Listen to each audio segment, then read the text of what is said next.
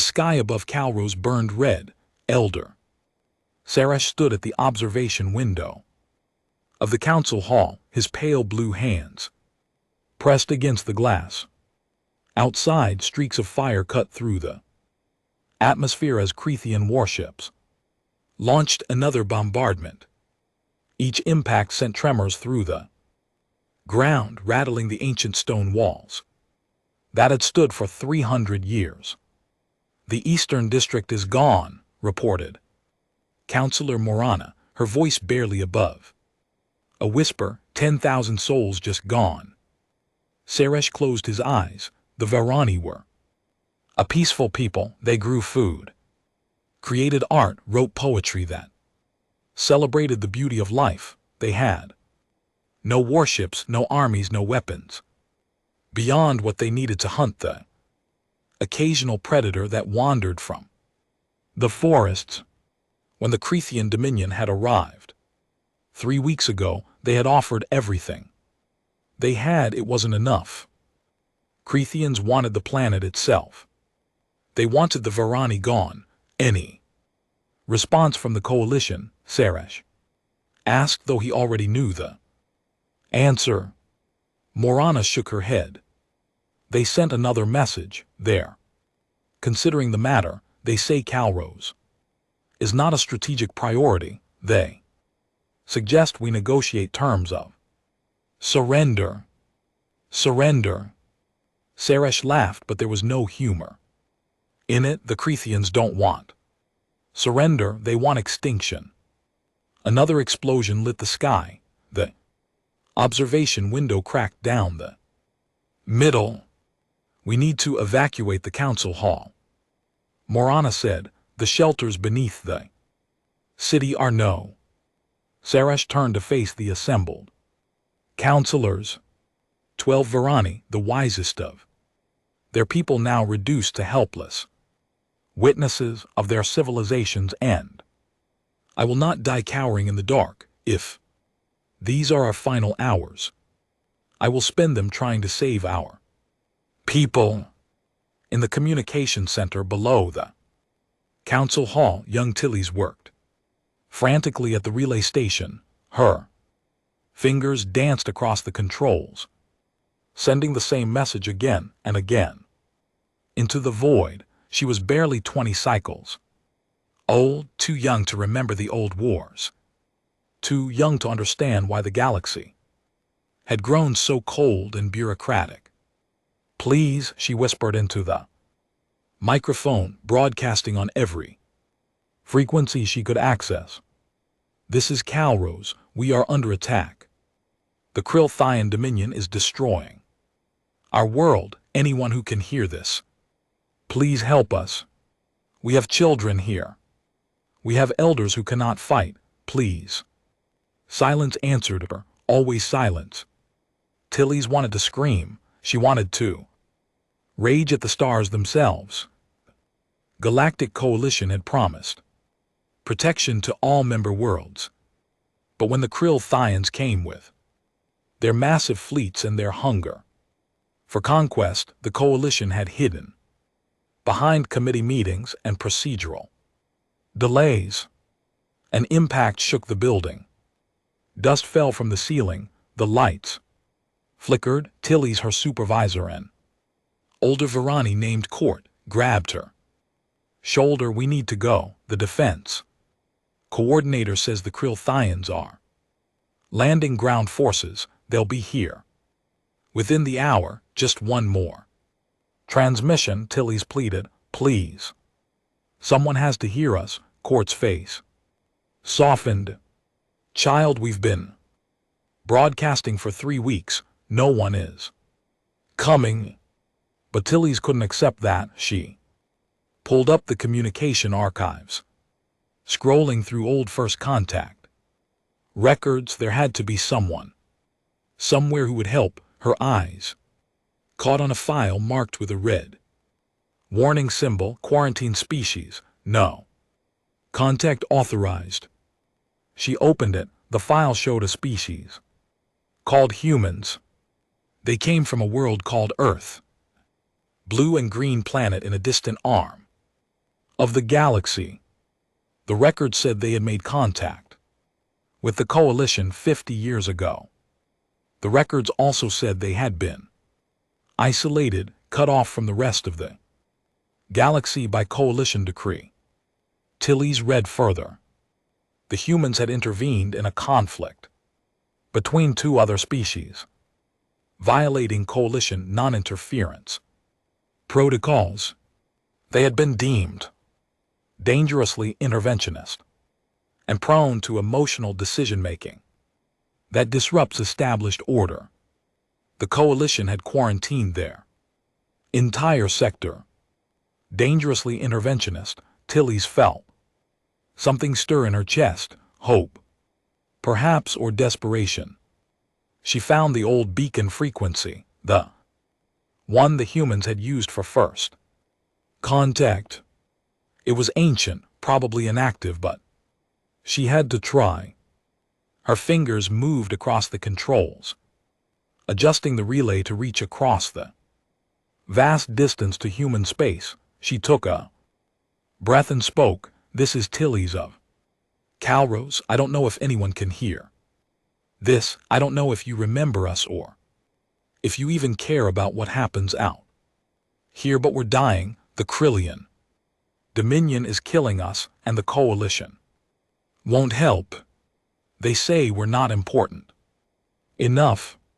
They say it's not their problem." Her voice broke. "Please, if there's anyone out there who still believes in helping people just because it's right, we need you. Anyone, please, we're dying here."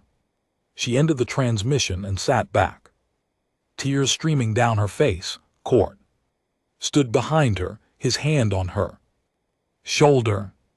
"Come on," he said gently. "We need to get to the shelters." Above them, the Krillian warships began their final approach. Admiral Veshkar of the Dominion stood on the bridge of his flagship, the Talon of Dominion, watching the pathetic planet below. The Varani had tried to resist with mining equipment and agricultural machinery. It would have been amusing if it wasn't so tedious. "Prepare the drop pods," he ordered. "I want ground forces securing the capital within 2 hours. Execute any Varani who resist. Enslave the rest." "Yes, Admiral," his second-in-command replied. Veshkar smiled, his scaled lips pulling back to reveal sharp teeth.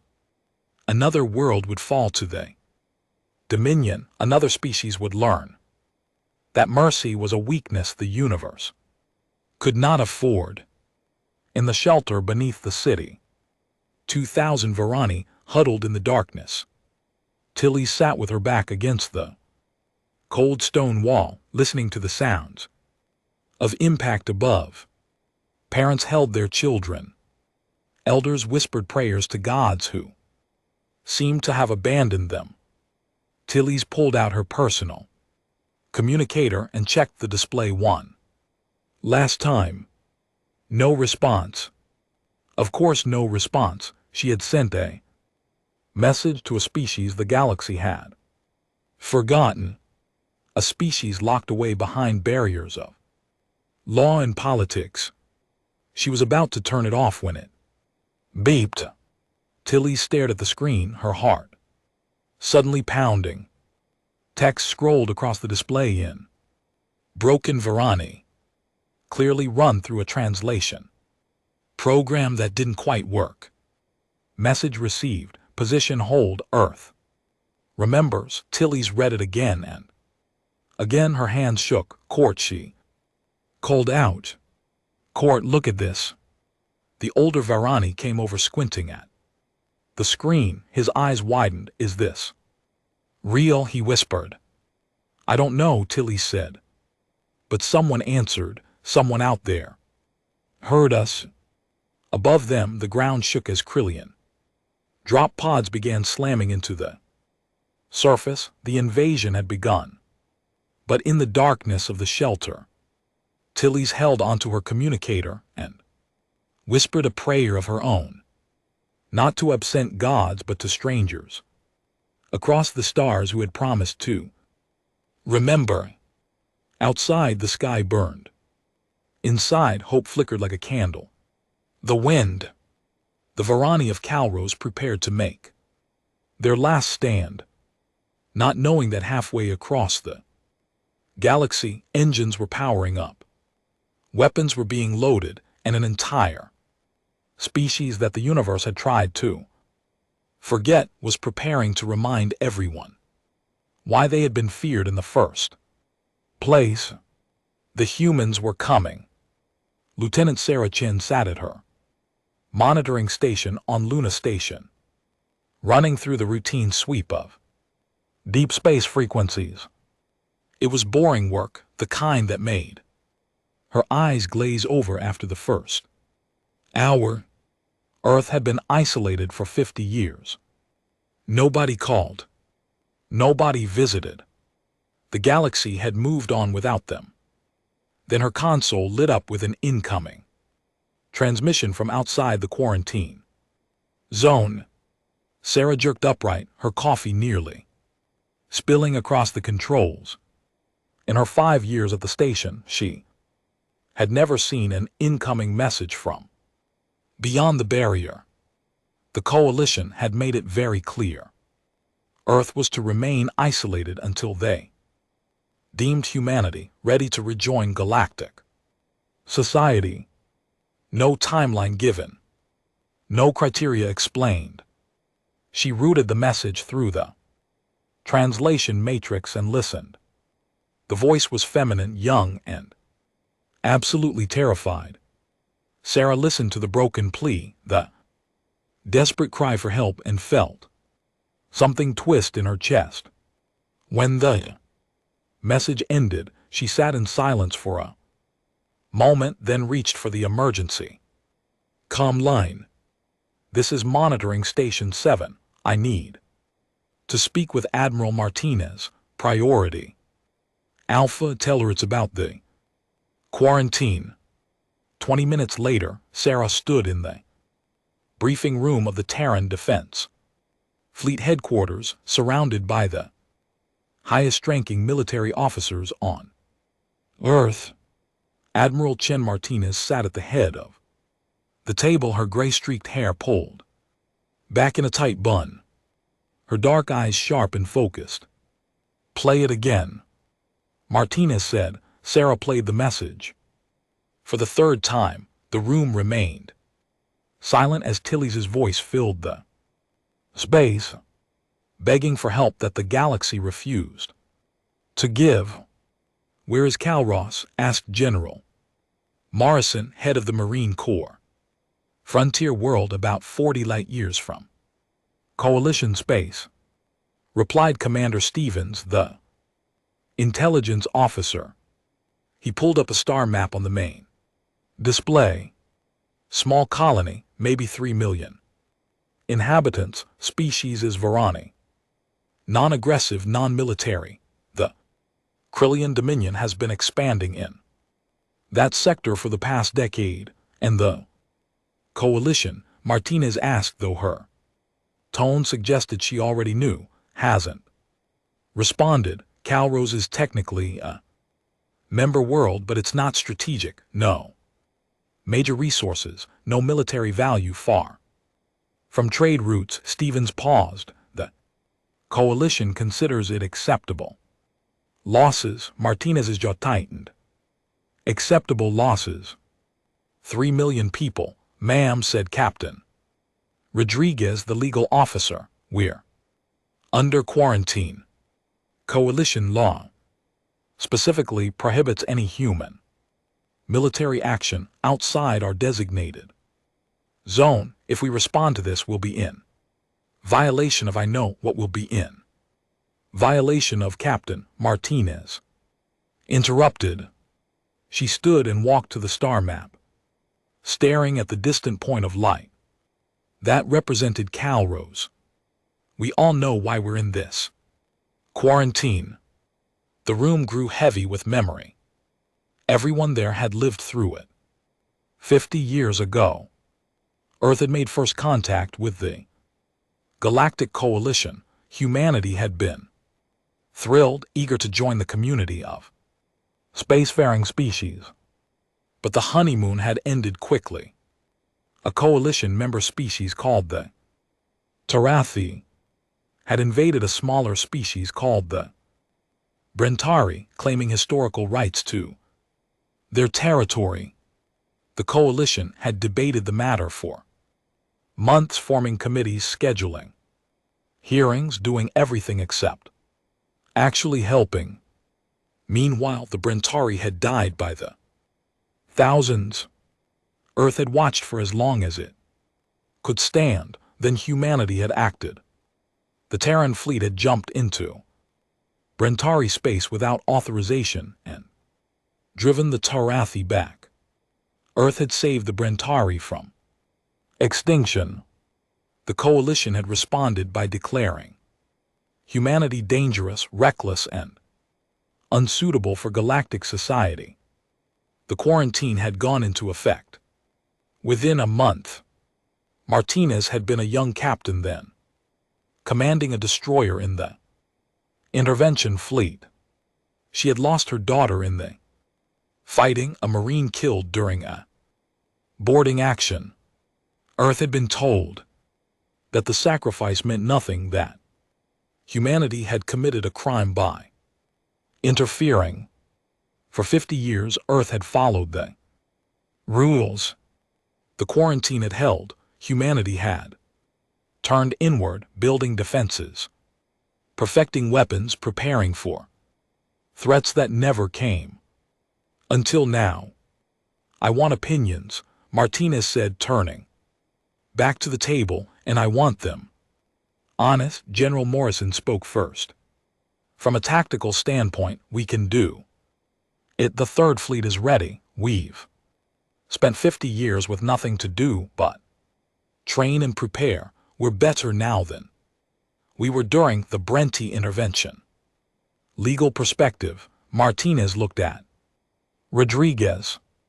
Will be violating the quarantine, breaking coalition law, and potentially starting a diplomatic incident that could lead to sanctions or even military action against Earth, Rodriguez said.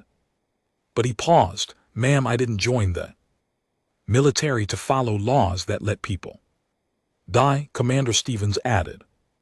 Intelligence suggests the coalition won't intervene militarily. They're too divided, too bureaucratic.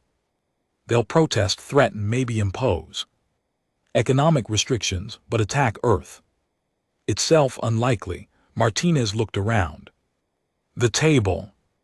Anyone think we should stay here and do nothing? Silence, Lieutenant Chen, Martinez said, looking at Sarah. You received that message. What do you think? Sarah straightened. I think someone reached across 50 years of silence and 40 light years of space to ask for help. And I think we're the only ones who will give it. Martinez nodded slowly. She walked back to her chair and placed her hands on the table. I'm calling for an emergency session of the Unified Earth Government. We're going to put this to a vote. If they authorize it, the Third Fleet deploys immediately. The session lasted 4 hours. Representatives from every nation on Earth gathered in the Council chamber in Geneva. They watched the message from Tilly's. They reviewed the intelligence reports. They debated the consequences. When the vote came, it was unanimous. Earth would respond. The orders went out at 300 hours across human space. Military bases lit up with activity. The Third Fleet began mobilization procedures. Marines loaded equipment, engineers prepped jump drives, weapons officers armed missiles and rail guns. Admiral Martinez stood on the bridge of the TDF. Indomitable, the flagship of the Third Fleet. The dreadnought stretched almost 2 km long, bristling with weapons that had never been fired in anger, around her. 40 other warships prepared for departure, all ships report ready. Admiral, her executive officer, announced. Martinez looked at the view screen showing the stars beyond Earth. System, somewhere out there people were dying, people who had asked for help and received none from those who should have protected them. She thought of her daughter Maria, who had died believing that saving people was always worth the cost. She thought of the Brenti, a species that still existed because humanity had refused to stand by. She thought of all the reasons the galaxy had locked Earth away. Send a message to all ships, Martinez said. Tell them what we're about to do. Tell them that the coalition will call us criminals for this. Tell them that Earth will face consequences. Then tell them that some things matter more than consequences. Some things matter more than laws. The message went out. Not a single ship requested permission to withdraw. Helm, Martinez ordered. Set course for Calrose. All ships prepare for jump. The Third Fleet aligned in formation, a beautiful and terrible array of human military power. 50 years of isolation, 50 years of preparation, 50 years of waiting for a moment like this. Jump drives charging, the navigator announced. 30 seconds. Martinez stared at the stars and made a silent promise to a young Varani woman she had never met. We heard you. We're coming. 10 seconds. Indomitable's drives hummed with power. Reality began to bend around the fleet. Jump in 3, 2, 1. Space tore open and the human fleet vanished. The galaxy was about to remember why it had been afraid. Admiral Veshkar of the Krillian Dominion stood on the command deck of the Talon of Dominion and watched his victory unfold. Below, on the surface of Calrose, his ground forces had secured the capital. The Varani resistance had crumbled in less than 6 hours. As expected, status report, he commanded, his scaled hand gripping the railing. All primary targets secured, Admiral. His second officer replied. Casualties are minimal. The Varani are surrendering in large numbers. In the council hall, surrounded, the Varani leadership is trapped inside. They refuse to surrender. Veshkar's mouth twisted in what passed for a smile among his species. Then we shall make an example of them. Prepare orbital bombardment. Target the council hall. I want every species in this sector to see what happens to those who defy the Dominion. Yes, Admiral. Veshkar turned back to the viewport. Satisfied, this conquest had been almost too easy. The coalition had sent their usual protests, their usual demands for peaceful resolution. But they had sent no ships. They never did. The coalition was weak, soft, more interested in procedure than protection. The Dominion was strong. The Dominion took what it wanted. Admiral. The censor officer's voice was sharp with alarm. We're detecting gravitational anomalies at the system edge. Anomalies. Vashkar walked to the sensor station. Explain. Multiple contacts emerging from faster than light travel, large signatures, very large. I'm reading. The officer's voice trailed off. Admiral, I'm reading 43 separate contacts, capital ship class or larger. Vashkar felt his blood run cold. 43 capital ships. That was impossible. The nearest coalition fleet was weeks away. Identify them. Working on it, sir. The signatures don't Match any known coalition vessel type. They're much larger than standard coalition vessels. On the planet surface, Tilly's huddled in the shelter with the other survivors. The sounds of fighting had stopped an hour ago.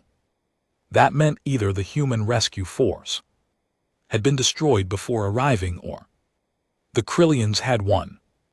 She feared she knew which. Her communicator had been silent since that single message. Earth remembers. Maybe it had been a mistake. Maybe it had been a cruel joke.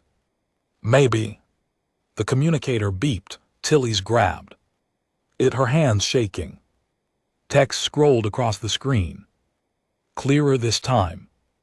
The translation better. Callous, this is the Terran Defense Fleet. We have arrived at your system. Stay in shelter. Help is coming. Tilly stared at the words, then she started laughing and crying at the same time. Kurt grabbed her shoulders. What is it? They came. Tilly's whispered. The humans came. Above the planet, Admiral Vashkar watched his view screen with growing disbelief. The unknown contacts had resolved into actual ships, and they were massive.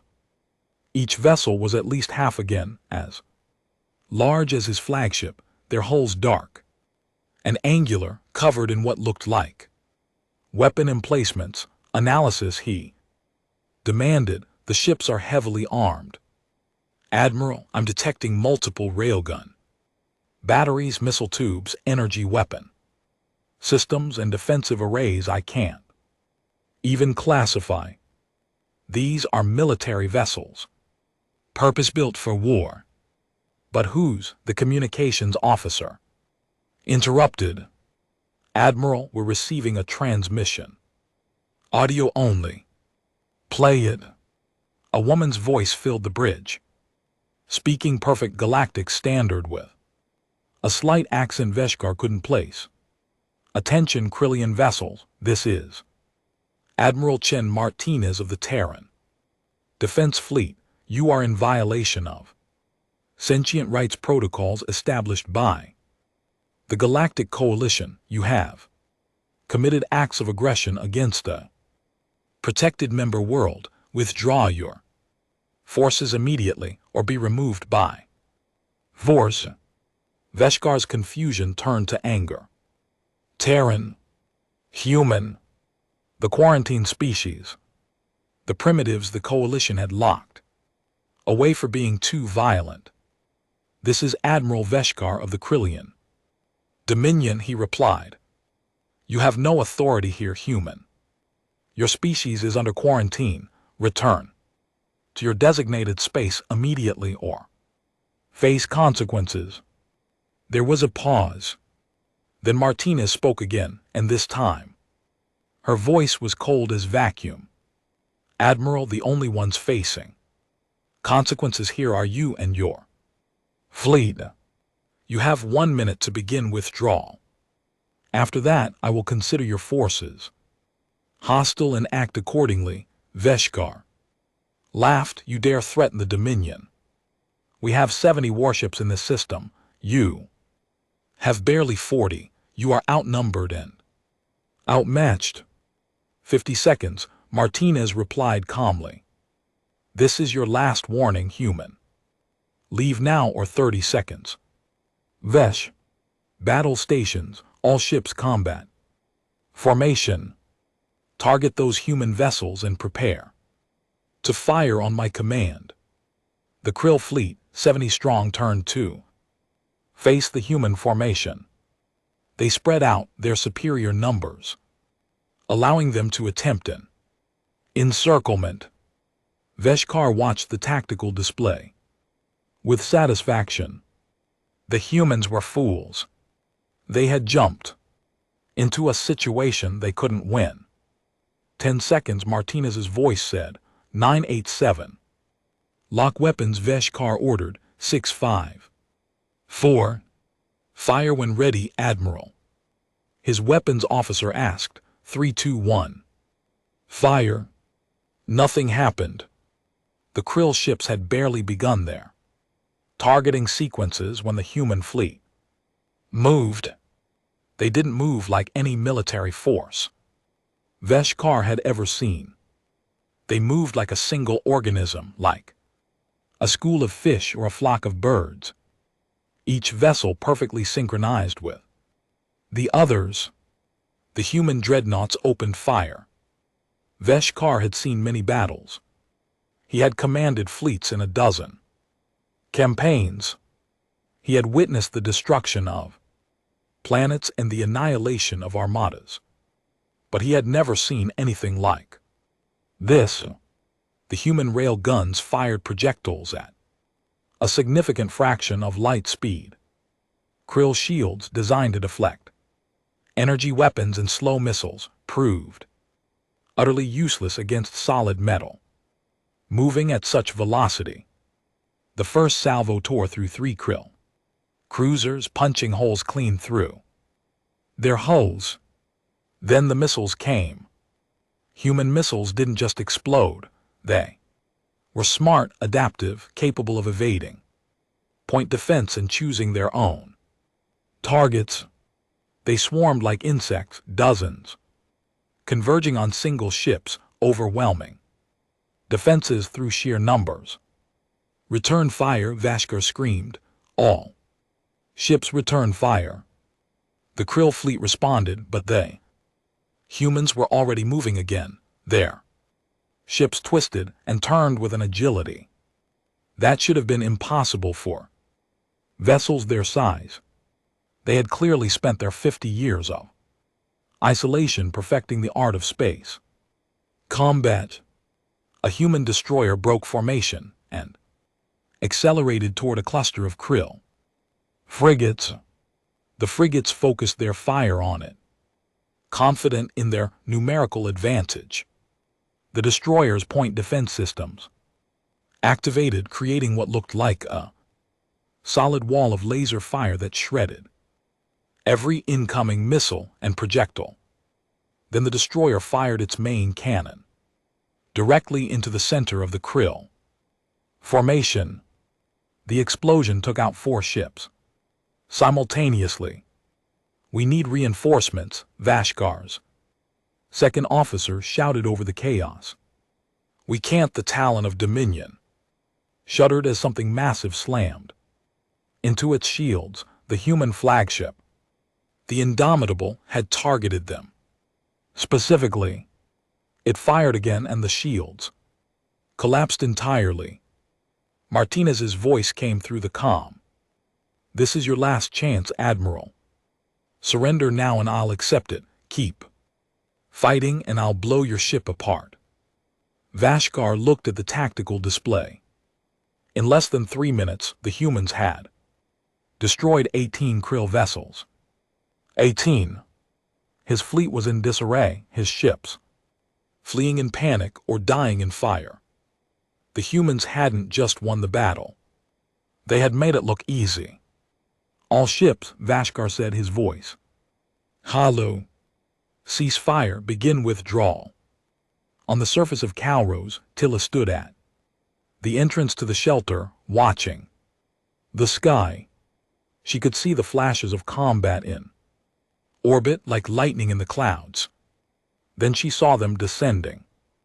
Human dropships, dozens of them. Their hulls marked with symbols she couldn't read.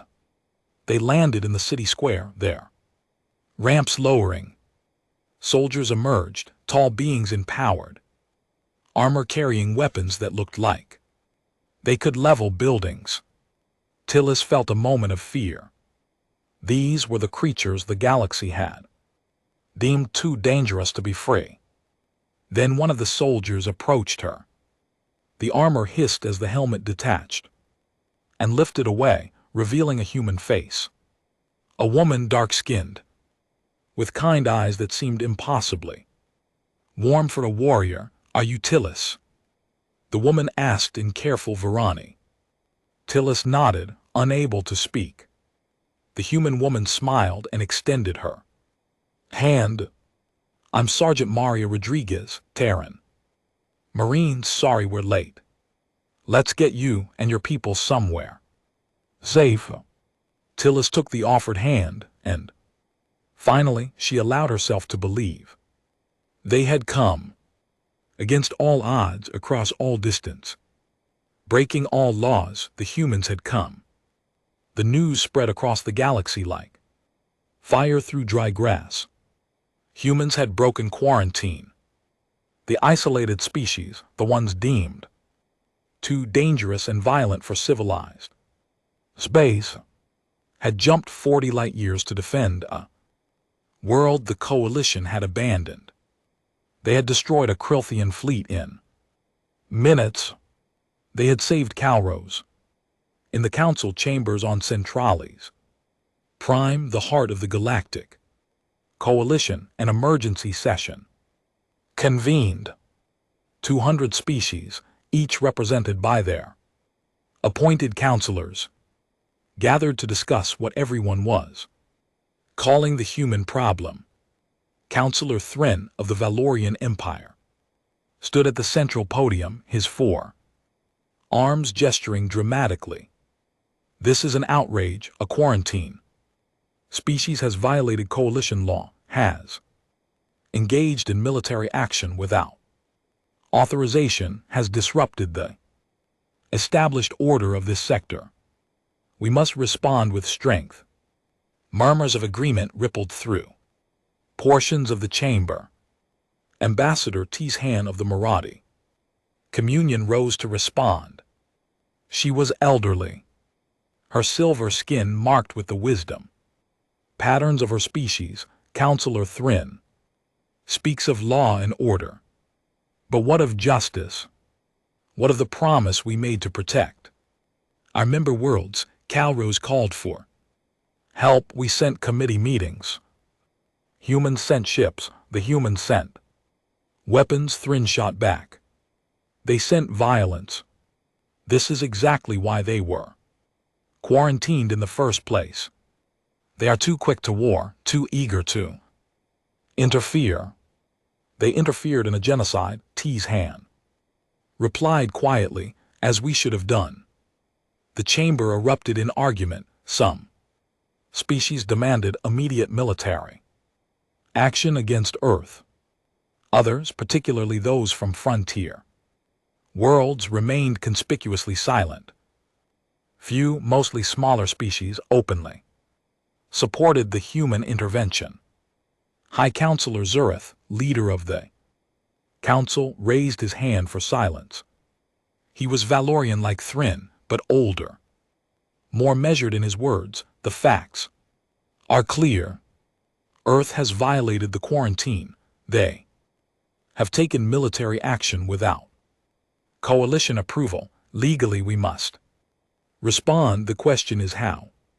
Sanctions, suggested Counselor Mara of the Telvanni. Collective economic isolation. Close all trade routes to human space. Earth is already isolated, Tishan pointed out. You cannot isolate what is already cut off. Military action then, Thren insisted. Send a fleet to Earth, remind them that they are not above Coalition law. And if they resist, asked Counselor Bryn of the Nethics. Compact. The reports from Calros suggest human military capability is far beyond what we estimated. They destroyed Kriltian vessels with minimal losses. That caused another stir. The Kriltian Dominion was not a Coalition member, but they were strong, aggressive, and well-armed. The fact that humans had beaten them so decisively was troubling to many. We need more information, Zareth decided. I will personally lead a delegation to Calros. We will speak with these humans, assess the situation, and determine the appropriate response. This session is adjourned. On Calros, the work of rebuilding had begun. Human engineers worked alongside Varani civilians, clearing rubble and Restoring infrastructure. Marine combat engineers had set up power, generators, and water purification systems. Medical personnel treated the wounded in field hospitals that they had constructed. Overnight, Tilly's walked through the temporary command center that the humans had established in what remained of the council hall. She watched soldiers and technicians moving with purpose, speaking in their strange language, working with an efficiency that seemed almost mechanical. She found Elder Suresh speaking with Admiral Martinez near a holographic map of the city. The Eastern District can be rebuilt. Martinez was saying, my engineers have assessed the damage. We can have temporary housing up within a week, permanent structures within a month. Suresh looked overwhelmed. Admiral, you've already done so much. You saved our world. We cannot ask you to rebuild it as well. You're not asking, Martinez replied. We're offering. My orders from Earth are clear. We stay until Kalras is safe and secure. Admiral and aide approached. We're receiving a transmission from Coalition High Command. They're sending a delegation. High Counselor Zareth himself is coming. Martinez's expression hardened. When? 3 hours. Tilly saw something in the Admiral's face, a mixture of determination and weariness. This woman had saved them, but now she would face punishment for it. Admiral Martinez, Tilly said softly. What will they do to you? To Earth? Martinez smiled, though it didn't reach her eyes. Honestly, I don't know. But whatever happens, it was worth it. 3 hours later, a coalition diplomatic vessel entered orbit. Tilly stood with Suresh and the other surviving Varani counselors as the shuttle landed. High Counselor Zareth emerged, flanked by a dozen coalition security officers. He was tall, imposing, his purple robes marking his high rank. He looked at the human soldiers standing guard, at the Marine flags flying over the command center, at the very obvious military occupation of a coalition member world. Admiral Martinez, Zareth said coldly, I am High Counselor Zareth of the Galactic Coalition. You and your forces are in violation of I know what we're in violation of. Martinez interrupted, you can deliver your formal protest after we're done. Here, Zareth's eyes widened. No one interrupted the High Counselor. After you're done. Admiral, you seem to misunderstand your situation. You have broken quarantine, engaged in unauthorized military action, and occupied a coalition world. I am ordering you to withdraw your forces immediately and return to Earth to face judgment. No, the single word fell like a stone. Zareth stared at Martinez in disbelief. No, he repeated, no, Martinez. Confirmed, I will withdraw my forces when Kalras is safe. When these people have the means to defend themselves, when I'm certain they won't be left helpless again, not before you dare refuse a direct order from the High Council. I dare, Martinez said. Simply because, unlike you, Counselor, I actually came when these people called for help. Tilly's had never seen a Valorian turn that particular shade of purple before. Admiral, you are making this situation worse for yourself and your species. Earth could face severe consequences for this defiance. Then Earth faces consequences, Martinez replied. We've been isolated for 50 years. We can survive longer if we have to. Can You say the same for Kelrose if the Krillians return. Zurith looked around at the Varani watching this exchange. He saw their faces, saw their hope, saw their clear trust in these human warriors. He saw what his council had failed to provide. Elder Seresh, Zurith said, turning to the Varani leader, on behalf of the coalition, I must apologize for our delayed response to your crisis. We should have acted sooner. Yes, Seresh said simply, you should have. But they did. Before Zurith could respond, alarms began blaring across the human command center. A Marine officer ran up to Martinez. Admiral, long-range sensors are picking up a massive incoming force. Krillian signatures. Hundreds of ships. They're coming back for revenge. Martinez's face went grim. She looked at her tactical officer. How long? 6 hours until they reach engagement range. Can we win? The officer hesitated. Our fleet took damage in the first battle. We're outnumbered at least 3 to 1. It will be close. Martinez nodded. She turned to her staff. Recall all personnel to ships. Prepare for combat. Get every civilian into the deepest shelter we can find. She looked at Zurith. Counselor, I suggest you leave. This is going to get messy. Zurith stared at her. You're going to fight them? Of course I'm going to fight them. What did you expect? Admiral, you can't win this battle. The smart move would be to withdraw. Preserve your forces. Martinez laughed, but there was no humor in it. Counselor, if we wanted to make smart moves, we never would have come here in the first place. Now either evacuate or find a shelter, because in 6 hours we're going to make the Krillians regret coming back.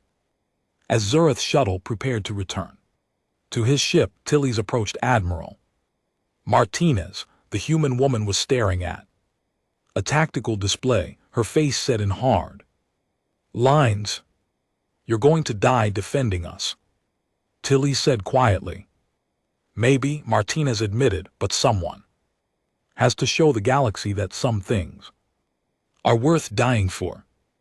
Someone has to prove that strength isn't just about power, it's about what you do with that power. The Council won't help you. I know. Tilly's felt tears on her face. It's not fair. You saved us and now you'll be punished for it. Martinez placed a hand on Tilly's shoulder. Listen to me. What we did here, what we're about to do, it matters. Not because of what happens to us, but because of what it means. We're telling every species in this galaxy that you don't have to accept injustice just because the powerful tell you to. You don't have to let people die just because saving them is inconvenient. But you'll be alone, Tilly's whispered. Martinez smiled. We've been alone for 50 years. We're used to it. High above Cal Ross, Admiral Martinez returned to the bridge of the Indomitable and looked at her gathered fleet. 40 human ships damaged from the first battle, now facing 3 times their number. All ships, she broadcast. In a few hours, we're going to face the biggest fight of our lives.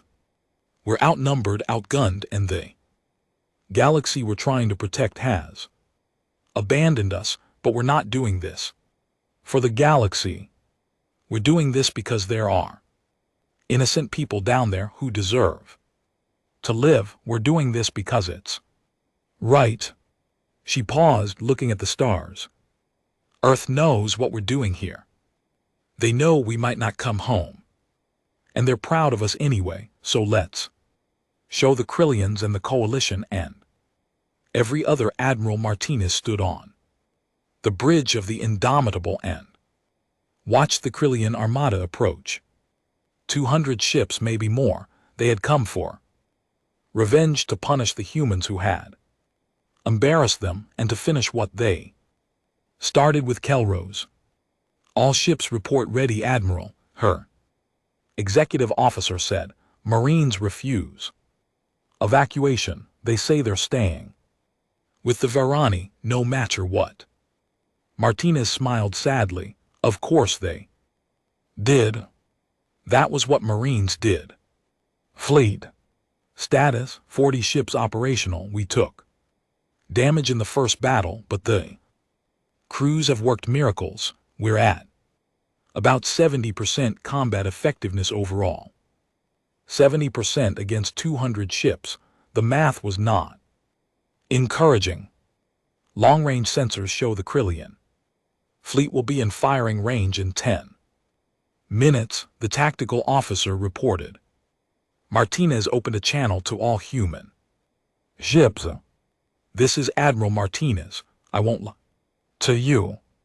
The odds are bad. We might not survive this, but down on that planet are 3 million people who deserve to live, who deserve a chance at a future. We're the only thing standing between them and extinction. If we have to die to give them that chance, then we die, but we make every shot count. We make them pay for every meter. We show them that humans don't back down. We don't give up, and we sure as hell don't abandon people who need us. She paused, her voice softening. It's been an honor serving with all of you. Let's remind the galaxy why they were afraid of us. Martinez out. Krillian fleet entered weapons range. All ships weapons free, Martinez ordered. Let them come. Then something impossible happened, Admiral. The sensor officer's voice cracked with shock. New contacts, multiple new contacts emerging from FTL. Martinez spun to the display. Ships were appearing across the system, dozens of them. Her heart sank. More Krillians. Had they brought even more forces? But the identification codes weren't Krillian. I'm reading. Admiral, those are coalition member species. I'm seeing Marachi ships, Nethex vessels, Brentai cruisers. Ma'am, there are ships here from 20 different species. Martinez stared at the screen in disbelief. Coalition ships, but why? How? A transmission came through. The voice was T's Hen, the Marathi ambassador. Admiral Martinez, this is Ambassador T's Hen, commanding the Marathi Expeditionary Force. We heard what you were doing here. We heard that the council ordered you to leave. We heard that you refused. Martinez found her voice. Ambassador, what are you doing here? What you did? Admiral, what we should have done 50 years ago. What the coalition should have done 3 weeks ago. The frontier worlds have been watching. We're tired of watching people die while the council debates, so we came without authorization, without approval. Just like you. More transmissions flooded in. A Nethex. Captain, the Nethex compact stands with Earth. Let the council sort it out later. Brenti Commander, the Brenti have not forgotten who saved us. We will not abandon those who never abandoned us. Ship after ship, species after species, all pledging to stand with humanity against the Krillian invasion. Tears blurred Martinez's vision. 50 years. 50 years of isolation. Of being told humanity was too dangerous, too violent, too quick to interfere, and now, when humanity stood on the edge of annihilation for doing what was right, the galaxy had finally listened. Not the council, not the politicians, but the people who understood that some things mattered more than laws. All ships, Martinez said, her voice Strong again, form up with our new allies. Today we fight together. The combined fleet numbered nearly 90. Ships still outnumbered, but now it was a fight they could win. The Krillian commander, Admiral Theshvar, brother to the disgraced Veshkar, saw his certain victory dissolving before his eyes.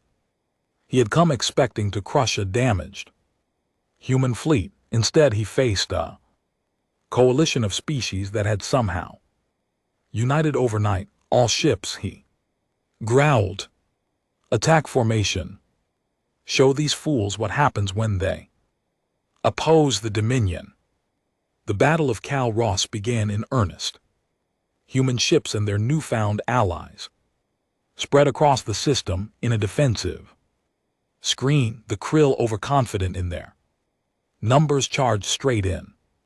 It was a mistake. The humans had spent 6 hours preparing, setting up firing solutions, coordinating with their allies. When the Krill entered optimal range, the combined fleet opened fire. Devastating precision. Human rail guns tore through Krill shields.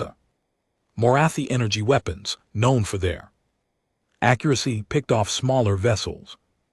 Neth X missile cruisers launched waves of smart munitions. Brenti defenders, fighting with the fury of a species that remembered oppression, threw themselves at Krill flanks.